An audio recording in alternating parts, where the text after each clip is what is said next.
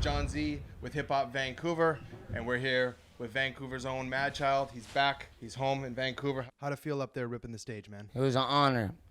It's quite something to come back. Like to Vancouver is always going to be home. I live in LA now, and that's amazing. But Vancouver's always going to be home, and to come back and still be embraced the same way like I never left is such an honor.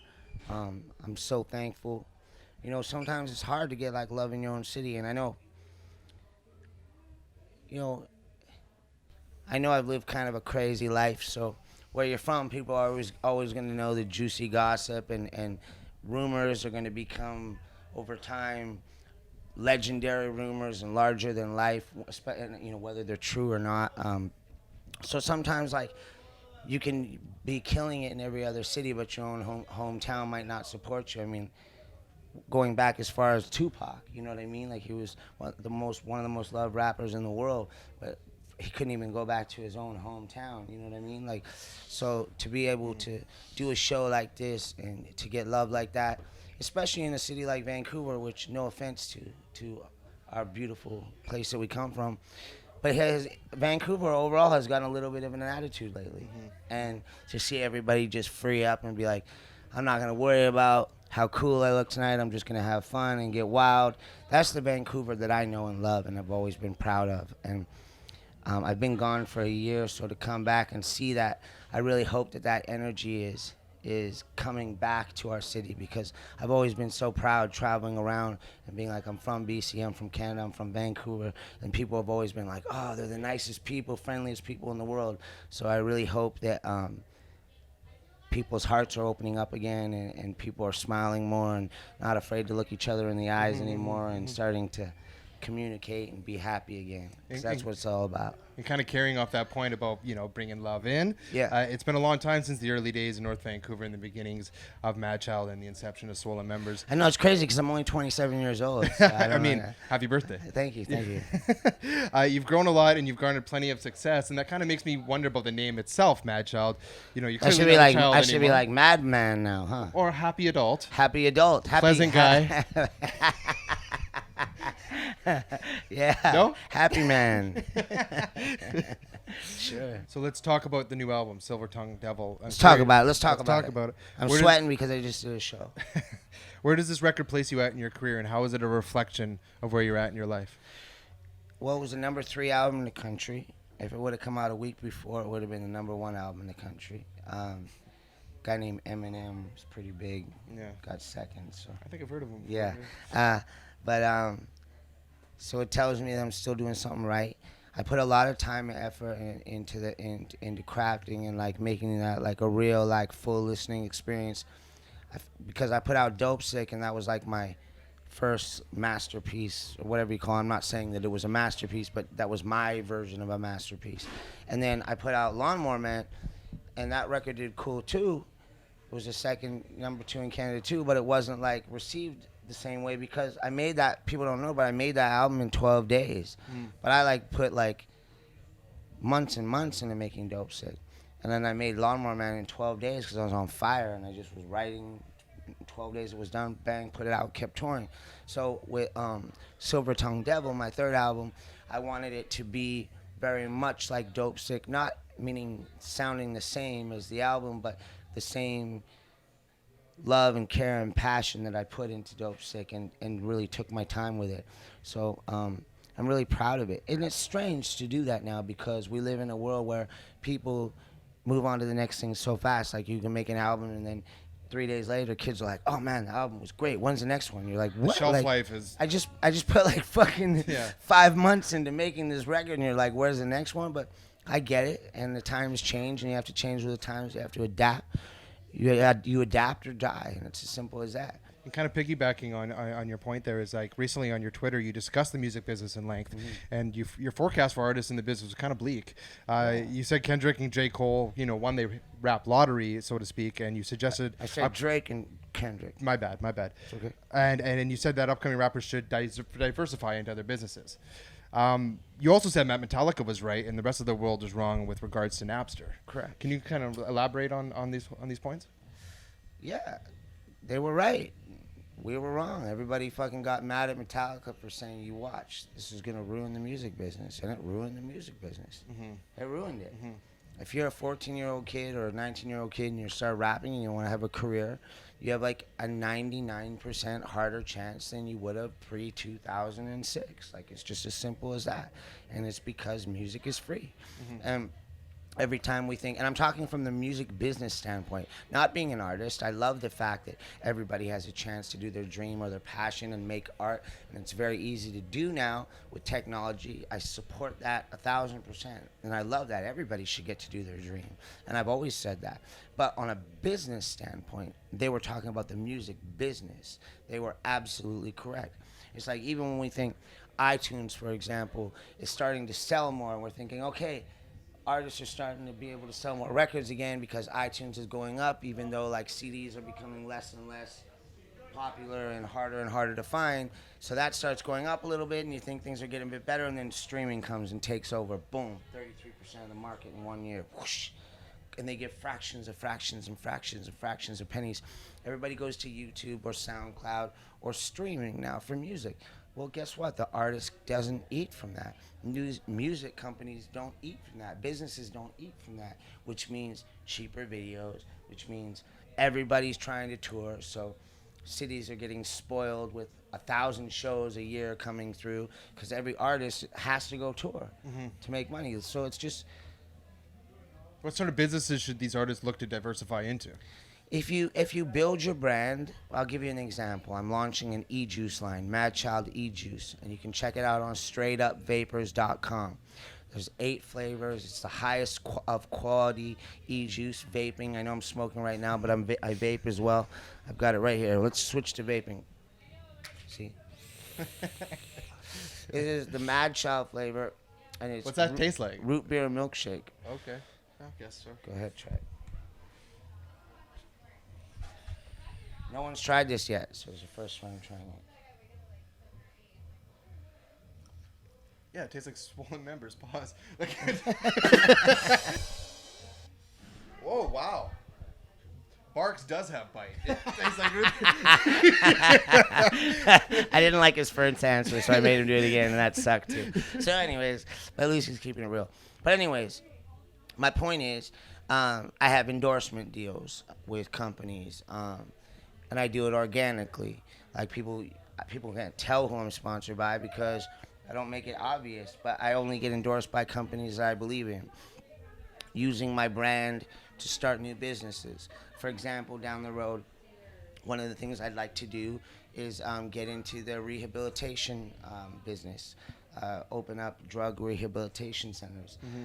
I think that would be like a really cool thing to do in the next in the later part of my life when I'm done with rapping.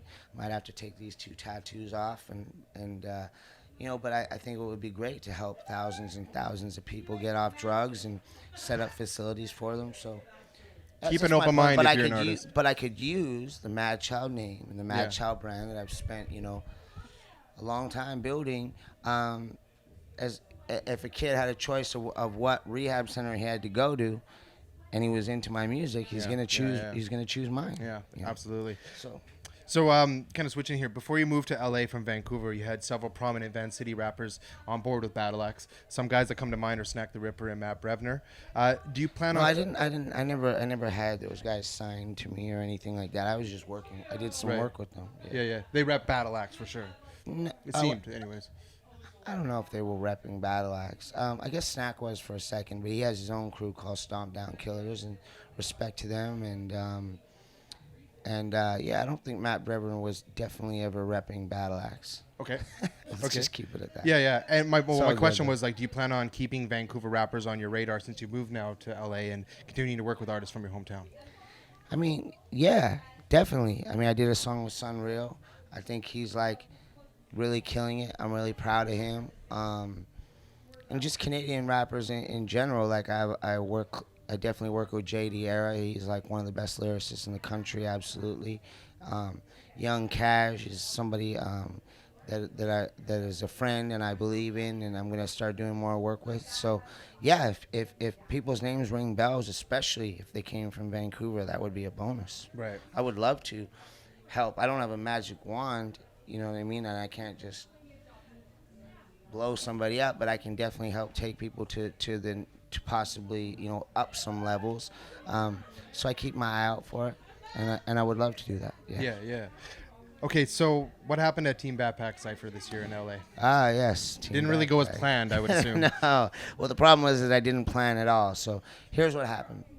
Y'all know that I'm a monster. Yeah. And lyrically, I'm a fierce rapper. I think that's why it hit people so surprised. Like, you know, that was not something we've ever seen you do before. I actually did it on purpose, just because I knew everybody would talk about it. Kanye. No. The truth is, I wrote it like the night before. I had so much stuff going on, and they're like, "You got to do this Team Backpack thing."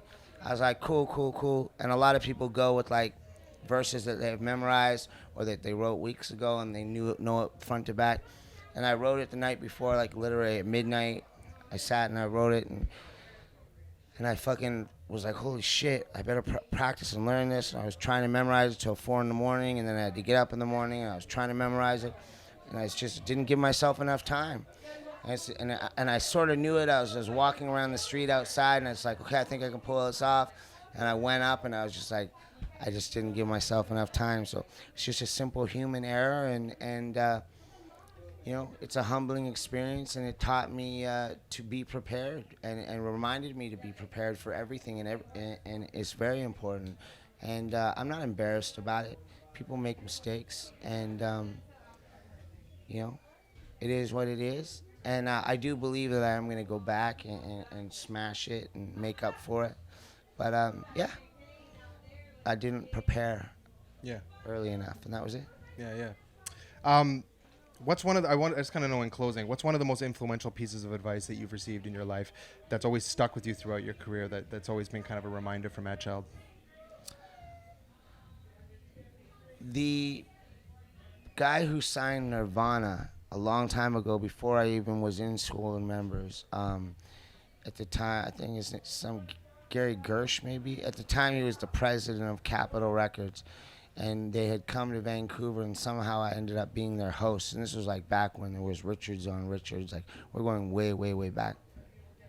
And we went to a club, and I mean, this guy fucking signed Nirvana. You know what I mean? And he just said, like, no matter what happens, like, if you get to that brick wall or that door, you just kick it down and you keep going.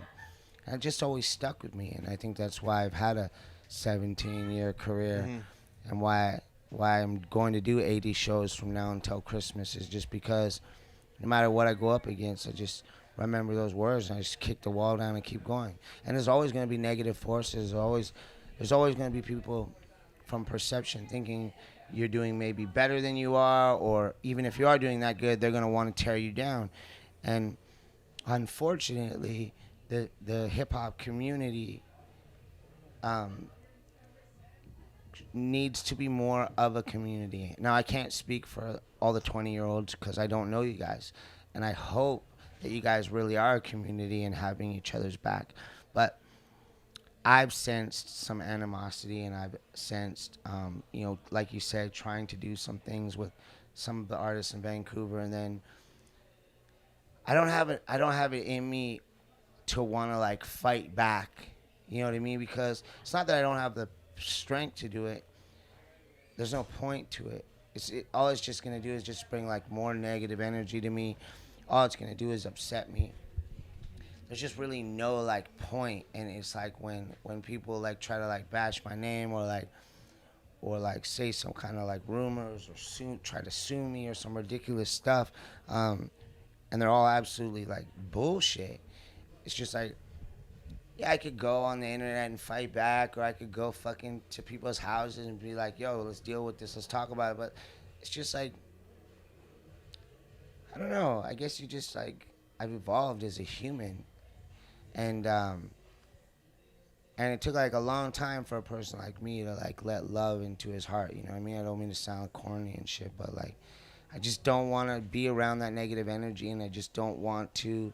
I don't want that old me coming back out. So I just prefer to just like let it be we're all gonna live and then we're all gonna die, and whatever happens in between isn't gonna matter when we're dead anyways. And that's just the way I look at life. I'm not gonna get all twisted up and get into conflicts with people just because this is the best revenge is success, you know what I mean? And I'm succeeding, I'm winning. So if you're upset that I'm winning and you're not, then just go win. Don't focus on me, focus on you.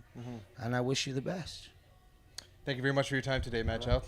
Much sex for the next 20 Not, years. much sex for the next. Much sex for the next 20 years. Thank you very much, my friend. Hip Hop Vancouver, we in you. Yeah.